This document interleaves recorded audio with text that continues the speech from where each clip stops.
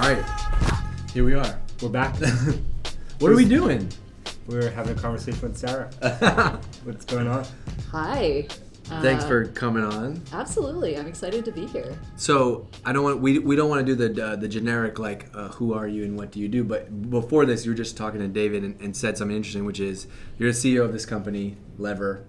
You do this once a quarter, and David's like, why are you? What brings you to Boston? You said once a quarter I get out and go meet customers. Like that seems we're just saying that's crazy. Like how many CEOs are doing that? Like and why do you do it? Oh, it's my addiction. I mean, it kind of gets to my background and what even drew me to tech in the first place because I have the great honor and privilege of being a designer founder. Mm-hmm. Yeah. So my education was in design. I studied design at Stanford. I don't know if you're at all familiar with the Stanford D School, but they're kind of big proponents of what they call human-centered design thinking. And essentially that's saying, you know, use a blend of psychology as well as being kind of a technologist and go in and identify, you know, the needs of like single people, groups of people, and use kind of that almost like understanding of their needs as the like starting point for innovation. So I am addicted to user research and getting just like that firsthand exposure to like how teams work, how organizations work, and I kind of feel like you got to go out there. So, you know, it's maybe like my indulgence or going back to basics. Yeah. I mean, the design team doesn't let me like design do anymore? Design of Lever anymore, and so this is kind of my one contribution still in the design camp. So that's what brings me out here, and it's the best. I love it. It's funny. It feels like that's back. That kind of thinking is back because kind of early in. You know, I have gray hair, so I've been around a long time. But like early on, there was a lot of human-centered work. You know, you would read about it in like CMU and a lot of places like that were focused on this. And it was kind of, this is back in New York City where I grew up and worked originally. And it was kind of a big thing. And then I felt like I didn't hear about it for a long time. And I feel like I'm hearing about it a lot more now, right? The importance of design. And I don't know why it's fluctuated. Like most things ebb and flow. Yeah, well, at least for me, I think that, you know, everybody now has been using a smartphone, a tablet, like for years. And the simplicity that you've come to expect from software, from applications, I mean, it's kind of the new normal. So Lever, of course, builds software for businesses to run their hiring process. And so I think now what we're seeing is people are now demanding really elegant, simple user experiences in the workplace. And so out with the kind of clunky, like click-heavy, confusing systems that nobody really wanted to work with, the things that actually almost got in the way of you working. And in with this kind of new generation of software, and I feel like Drift is a big part of that too, that people are actually drawn to, where the software kind of melts away and you're just collaborating with your colleagues, you're just making connections, making decisions. And, you know, I actually think that's kind of a big reason why design has a really important kind of role to play in catalyzing change. That's something that we talk about a lot here, which is like what's changed is everybody has that experience in their personal lives now, and so then when you go to work, you don't expect it to be different, right? You're not like, you know, you're using Instagram and WhatsApp and whatever, and that's just in messaging as an example, but whatever products I'm using, whatever I'm using for email, what I'm using for video, and then you go into work and you're like, okay, it's time to use my business software, and it feels like this crazy, you know, outdated piece of software. Like, and it used to be clunky on both sides, and now it's like so everyone's been taught about the importance of design in everything that we consume in our normal lives that you see the stark difference when you come to work, right? It's really highlighted. And did you know Keith is the master of crushes? Yes. And he's had the this biggest is another super fan. Like, he's done a good job though. Yeah. Everyone of Keith's like fandom like things has always panned out into a great podcast episode. I think we're in good company. Lever might be his like second biggest crush. His biggest crush is someone who we've had on the podcast before and speak, Molly Graham. Molly Graham. Yeah. That's amazing. Give away your Legos. Give away your Legos. Listen to that episode, everybody. Oh yeah. Biggest crush ever. Yeah. He's been talking about Molly Graham forever, and he's been talking about Lever since, when was it? When we were at HubSpot. A while ago. 2014? Yeah, maybe 13, 14, something like that. What was it? What was it that he said? I don't know, he was obsessed about He was onto us early. That was Very when early. we launched our very first first version of the product. Very early 2014. on, 14, and he was we took a different approach to recruiting within our team, which was the product engineering design, that side of the company, and I wanted this approach that was kind of like it's all meta because of all this what we're doing now, which is all focused on the candidate and focus on like because I've been just obsessed about like experiences, because I think experiences are the new thing that you buy. It's not even like for us, I talk about all the time, like it's not a product or a service or a human thing or a bot thing, or it's just like an experience that I want, and those are the only things that we disproportionately value now are these experiences. And so I wanted this amazing candidate experience, right? And because I think the candidate experience is the brand, is the whole thing. Like every piece is the brand. Yeah. And so I wanted that. And we had kind of a clunky process in the rest of recruiting in HubSpot, so we created our own process in there. And so, we had Keith totally focus on that, and we took an approach of recruiting people one person at a time. We didn't use any of the tools or any of the approaches that the rest of the company used. And at some point, Keith was dying for an ATS, but I wouldn't let him buy an ATS for a long time because I wanted to, forever. Actually, that was the whole thing, forever, because I didn't want the tool to get in the way. Yeah. And I didn't want the, Well, that's exactly what we're talking about. This kind of old generation, new generation, and the conflict that kind of has existed. It's really crazy. Well, I said, Keith, what should we talk about? And he's like, ask her this, because the line was, he said, they built a product that was built for the candidate experience, not the recruiter experience. That seems like the thread, right? Like, is that the idea behind Lever? Yeah, I mean, just to kind of set the stage, I think the biggest idea behind Lever is that, how we think about our careers has changed. And therefore, of course, how you have to think about hiring has changed, how you have to think about designing recruiting has changed, how you, of course, think about recruiting software has changed. So, I mean, what has changed about, employment and careers and like our expectations from work?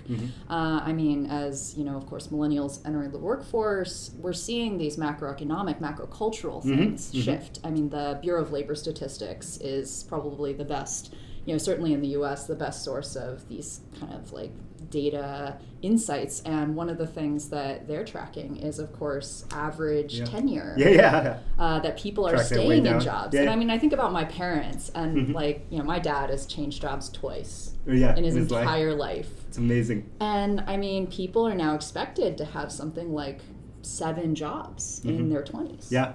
And just in their 20s. Just in their 20s. Amazing. Yeah. And, essentially the average time that people are staying in a company is shortening.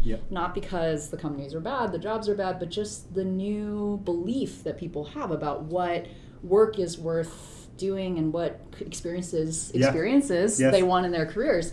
And so I think as a response to that, organizations need to completely embrace a different kind of like premise on talent, and increasingly, you are attracting people to you.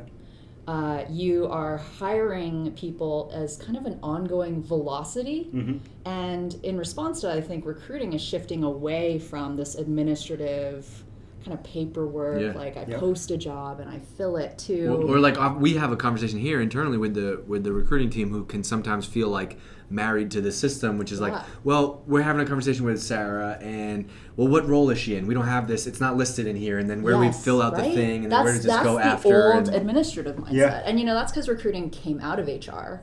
But in the new world, people are realizing that we have to think about talent as a velocity. And managing that pipeline is a lot more like sales and marketing and the other strategic parts of the business.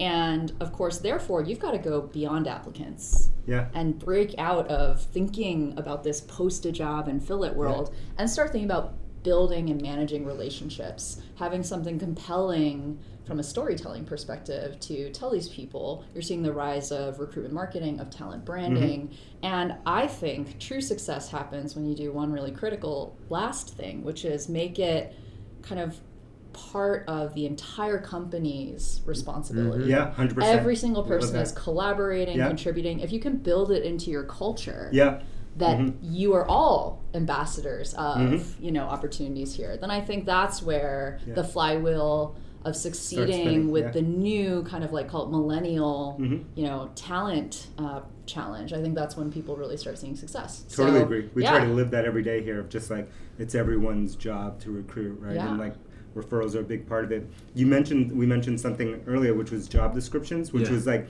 actually back in when he discovered Lever at first. Part of what I was trying to resist with a traditional ATS, not Lever, was just like the software getting in the way. And one of those things that was driving me crazy was just the whole idea of job descriptions, because it kind of forced this behavior that I saw in the other recruiting departments and other companies that I had been in, which is like we have a rec, we have to fill this rec. How do we know this is the best person? Because they have the most things that are identified on this rec, And it was like this whole meta thing. And I was like, at some point, I got rid of all recs in our team and just said like we're just going to recruit people one at a time. We're going to like adapt jobs to like the skills of the people that come in. And I said like because the recs were like we were hiring people almost on autopilot because they filled some requirements, and my thing was like I made up all the requirements, like like someone, in this case it was me, but someone somewhere sat and made up requirements, right, which were like frozen at some point of time and thinking of the company, which will probably all change by the time someone's there. Will definitely change a year from now. So it was just a weird way of like checkbox, like they had the most checkbox, so we should hire them. There's a crazy, we actually just felt this recently. So DC found this amazing candidate for a role that we don't have posted. And he reaches out to her, sends her an email.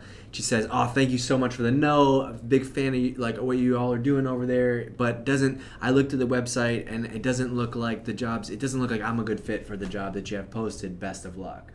And then we're like, no, don't worry about that. That's actually not the reason we're reaching out is because we think there's a fit. Like we don't even know the job description. Let's talk. And I think that the thing we found is like so many of the best people at Drift, there was very rarely ever we were hiring for X. We found X. It's like, whoa, we happen to meet Gonzalo. We happen to meet whoever, and then like that's how it happens. Well, that's the thing, right? So many of these HR systems, they didn't actually have a whole lot of room for humans in them. And that's actually one thing that is one of my biggest, I guess you could call it pet peeves about the software category that Lever's in, and something we're really trying to change. I mean, we're trying to, I guess, like do all these things. We've talked about making modern, simple, kind of like user friendly software, but at the same time we're also it's not about the process, it's about the people. And so for better or for worse, we've decided to build like our whole notion of what is the fundamental unit in our system. It's a person. So we're a lot more like a CRM, like a relationship management platform, than we are like a process management platform. And one of the things that we put a lot of effort into is building those relationships and doing it kind of getting your people, your employees at the forefront. So, I mean, we have this product that we call Lever Nurture, and it is a way for you to take people that maybe you don't have a job open, or maybe they're currently, at a job, and you're just trying to keep the relationship going. Yeah, you can reach out to them, and it doesn't have to be some kind of automated, weird, impersonal thing. You can actually have the real voices of different people at your company be the ones that are sharing their story. And, I love that. Yeah, and it's like, that's, I think, what organizations want to build relationships that way. Talent out there want to build relationships that way. If you actually kind of make a marriage, those are going to be employees that are passionate, invested in your culture, invested in your brand and your mission. So I really do believe there's a new way to hire out there. I think Lever's doing its part to try to make change, but I think organizations and leaders inside of companies,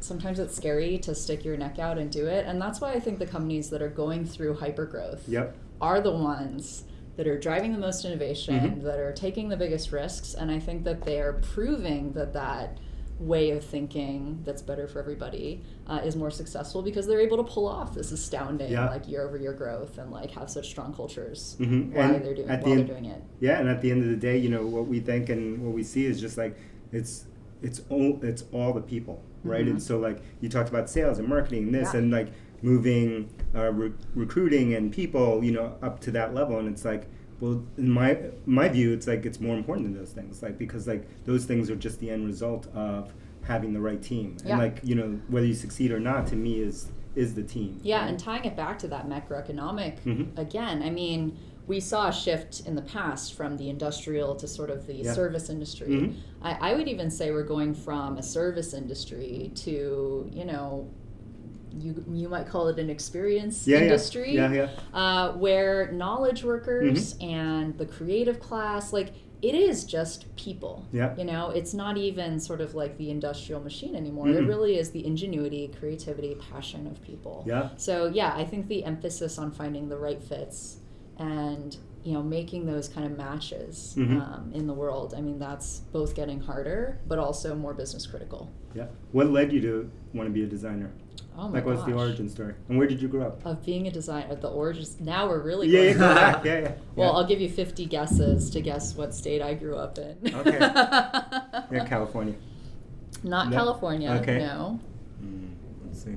It's got to be like A hard one. it's got to be like the middle of the Yeah, country somewhere. yeah, just Idaho. something that No. we're not thinking of. No. I was. You sound, I don't know. It sounds like you're Yeah. West Coast. Yeah. All right. Well, I won't torture you. Okay. Alabama, Birmingham. No way. Wow. Okay. Yeah. See? Was your dad in Nassau? No, Oh, okay. although good call. Yeah. Huntsville, Alabama. Huntsville. Oh, you were at So- Huntsville. No, I was in Birmingham. Birmingham, okay. My dad is in medical research. And Okay. there's medical school there. Yeah. Growing up in the South as an Asian American is definitely an interesting experience. Yeah. I wasn't born there, so I even moved there. Yeah. And I think at the time I was like a preteen. I was just like, we're going where? Yeah. But honestly, Birmingham, Alabama. it was such a great I've experience never for been. me. Yeah. I would recommend it. Yeah, It's yeah. getting very hip nowadays. Oh, really? I sort of don't even recognize it when I go home. There's like artisanal coffee, climate gyms, That's and all sorts amazing. of things. Well, everything's Like getting hip now because of the Everything's internet. getting hip. The internet has given access. It's I grew up, Instagram, right? Yeah, totally. It's Instagram. I grew up in New York City, and so I grew up there, and the time I grew up, it's like obviously it was before the commercial internet, and everyone would come, or the dawn of the commercial internet. Everyone would come from all parts of the country to be there, because to be in certain kinds of scenes, which you would describe, artisanal coffee or whatever hip scene you wanted, whether it was art or what have you, you had to be there. Yeah. Or you had to be in some other city like that because everyone was there, and that's how you kind of learned about all this stuff. And then as the further you were away from those centers, the harder it was to be part of those scenes. And then I do think there is this part of like what the internet, one thing that it helped do, especially Instagram, is like to make that accessible to everyone. So like you can go anywhere and have the blue bottle equivalent, or the hipster this or the hipster that, and that wasn't the case ever before. Yeah, Right. well, there is something that has always made me really passionate about technology, which is how it democratizes things. Yes. Absolutely. Yeah, so, from Birmingham, Alabama to where I am today, what happened? Yeah. Well, let's see. I think that if I trace back all the sort of ingredients, I guess, that led me to Lever, there definitely is a part of it that comes from Alabama. But so we founded Lever in 2012. Yeah. And it really was because it was this great opportunity to combine what was this amazing thing happening in the world. Yeah. Whether or not Lever existed, talent was changing, recruiting was changing. There was something big happening there. So, we got to do something about it. I came out of Google, and I think Google was really, this is definitely Laszlo Bach era. And I mean, it was front row seats. I actually had the great fortune to, my very first job out of college was, of all things, speech writing for Marissa Mayer. How? I asked her later, and she was just like, she had an answer for me, but I still was just like, I don't know, this is just like. When crazy. Keith mentioned that, I was like, was that like a posted job that you applied for? Like, how did? No. I mean, the answer Marissa gave me was, she at the time had been really involved in hiring and talent. I mean, really involved, and she made a bet with Jonathan Rosenberg, who was, another executive at Google at the time. I bet I can grow talent faster than you can hire talent. And I feel like this was just part of Google's entire ethos about recognizing that the rules had changed, the game had changed, how you have to think about hiring. You got to get way more creative, way more strategic, way more proactive. And so she founded the associate program at Google, which is kind of like the most, exactly. It's kind of the most unremarkable name for Yeah. what created a whole kind of, it was a remarkable opportunity for me personally, and a lot of great people who have gone on to do great things have been a part of it. So she knew she wanted one of her associates to be her speechwriter, and she had never had anybody do this before. It was the first time anybody was going to be helping her. So it's probably exactly like the kind of job that Dave tries to hire for. So she picked my resume out of the pile because I had studied engineering, check. She speaks largely to engineering audiences and about engineering. She, at the time, was VP of Search and User Experience. So then I also had the design side. And then I, of all things, had a minor in comparative literature. Okay. So she's like, and she can write. Get her So in recipe. there. Yeah, the recipe. Just like you drew it up. That's awesome. What did you learn? What did you learn from that experience? Not like Oh obviously, my God, I'm sure you front learned row stuff. seats to how hiring and talent is a C-level issue. Yeah. Yeah, I mean, I would work with her on her internal speaking, her external speaking, and I can't tell you the number of times that hiring, recruiting, talent came up.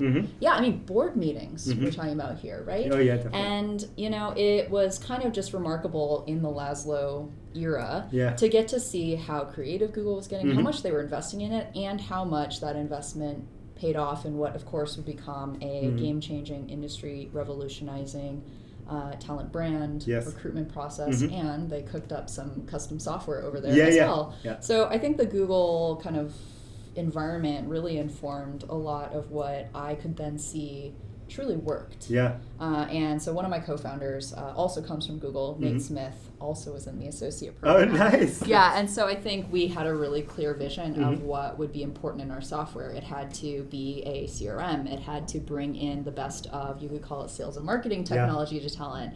And it had to make recruiting a shared collaborative experience for everybody in the company. I like that. That was Those a are your huge part of Google. Yeah.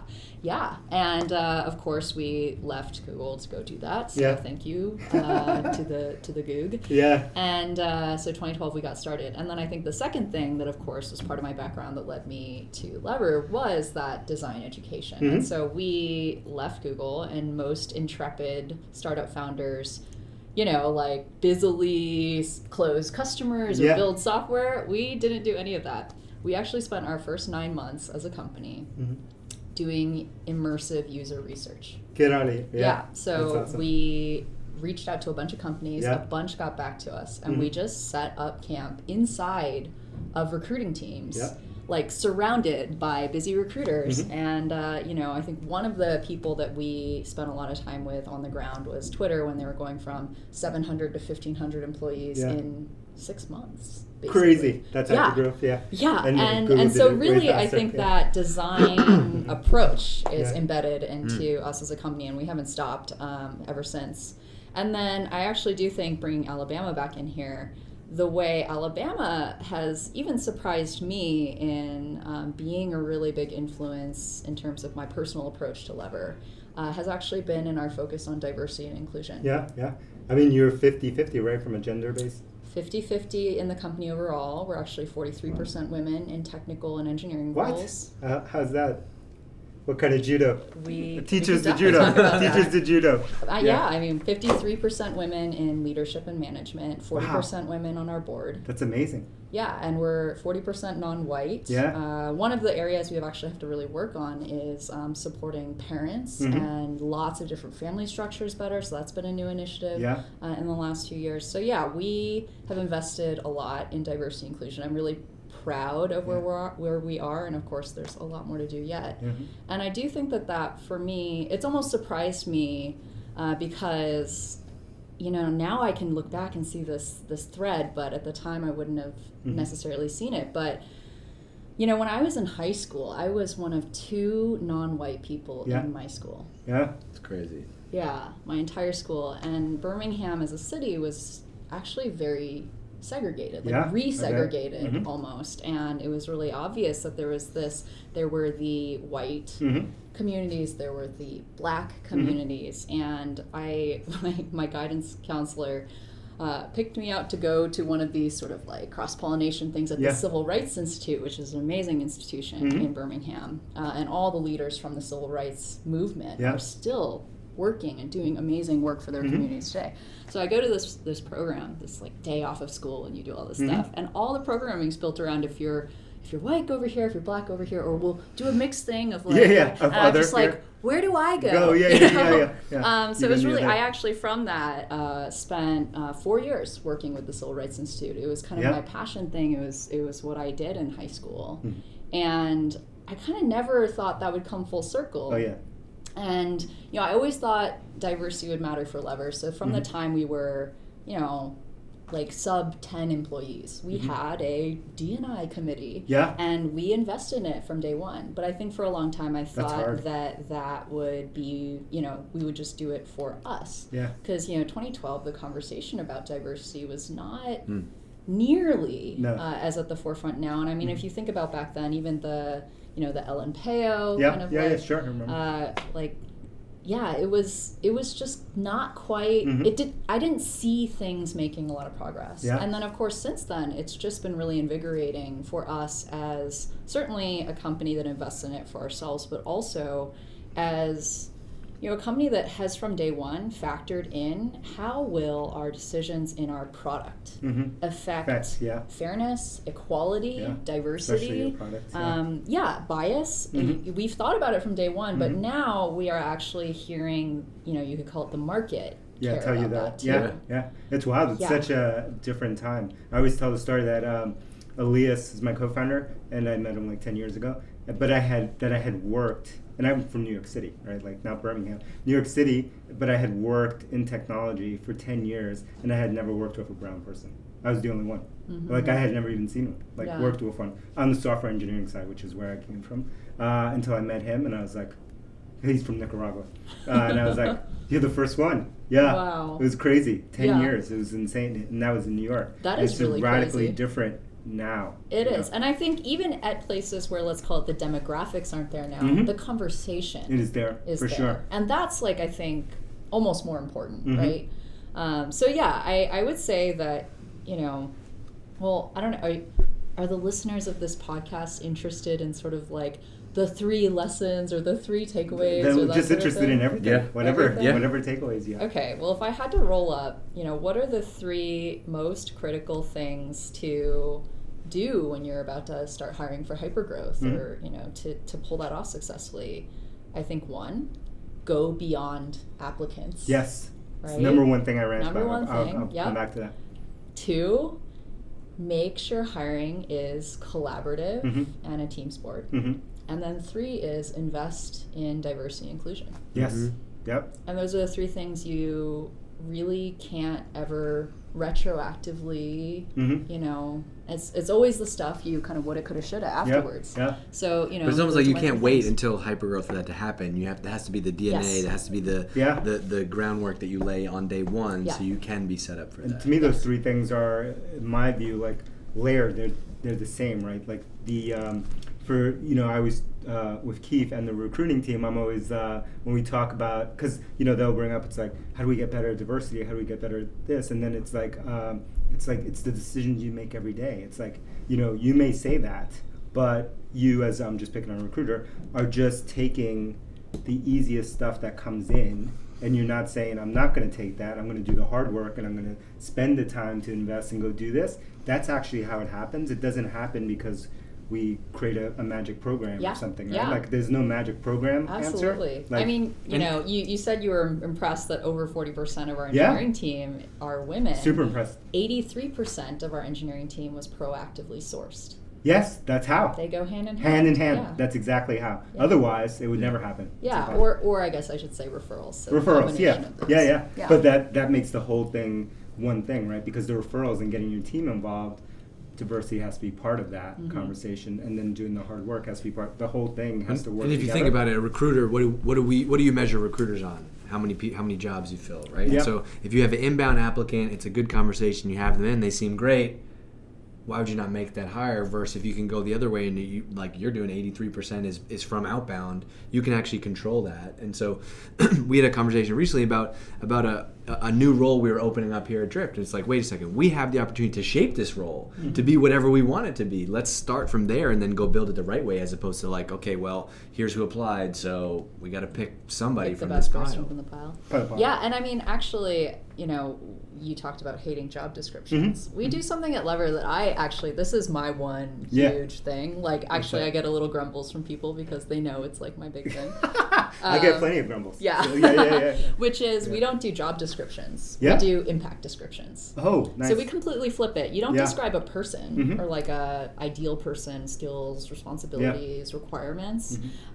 We actually say, describe the impact that we need. And so you write what within 1, 3, 6, and 12 months. Yes. This person, what the impact will be. I love that. Yeah, and I mean, it works on so many levels. I think one, it actually gives a recruiter a great picture of like what kind of person they need, and you're actually tapping into their skills to maybe match unorthodox or diverse profiles or backgrounds into this. It's like, oh yeah, I totally know, I can ask about this, or I know what to do. 2, this is totally where, you could call it your hiring managers, but like the employees know their stuff when it comes to what impact goals, success they need. Like, and, they don't know how to describe a recruiting JD, you know what I mean? So you're getting your employees engaged.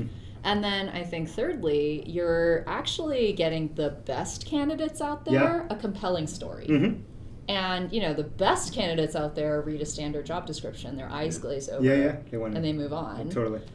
So you're almost like recusing yourself from like the top 5 percentile that you actually want to hire. So when you can paint the picture of like, here's the progression you're going to make over your first, year. And when they look at that 12-month bucket, here's like what it alludes to beyond that. Like, I mean, that's again how you speak to this new kind of talent strategy. So I mean, I'd say like, check out I'm gonna check that out. Check out Lever's jobs. We write them all as all right, everyone check out the Lever's jobs. What impact you'll have in 1, 3, 6, 12 months. I love that, because that was my other problem with the job description, was like that it selects, as you said, it selects for like the person that you really want is not going to read this job description and like knows Excel, proficient with Excel, and knows like what? Like no one's going to read that. The person, the breakout person that you want is never going to sit and read that thing, and they're probably not going to be inbound either, right? So like you have to go to them with a compelling story, right? You're going to go outbound, and you're going to go find them, and you're going to have to find them with a compelling story. It also sets that person up for success on day one. Then you come in and it's like, okay, now what do you already know what you have to do. Here's the roadmap. It's like go 90% of onboarding. Check. All right. Done. Actually, send us wrap us up. Sarah, where can we find you online? Oh my gosh. That's a great question. I'm very easy to find on LinkedIn. Okay. I am super easy to find on Twitter. Okay. So I'm at SRHNHM. Okay. And I mean, certainly if there's any talent leaders out there who want to talk shop about how to make change in this industry, I mean, just, I nerd out about this stuff all day. That's awesome. And as we said at the beginning of the podcast, like meeting people, organizations, teams that... You love it. Yeah, I love it. That's awesome. Love it. So check out Sarah online and leave a 6-star review, not 5-star. We only get 6-star reviews. Yes. We break the... Do you know anybody at Apple that could help us with the... Showing your 6-star. People leave a 5-star, and then in the comments they leave a 6-star. Right? So 6-star rating only for Sarah. Give her some love. Follow her on Twitter. Check out Lever. Again, Keith has a huge crush on Lever. If you know Keith, you know he loves Lever. All right. Take care, everyone. Thanks, Sarah. Right. See ya.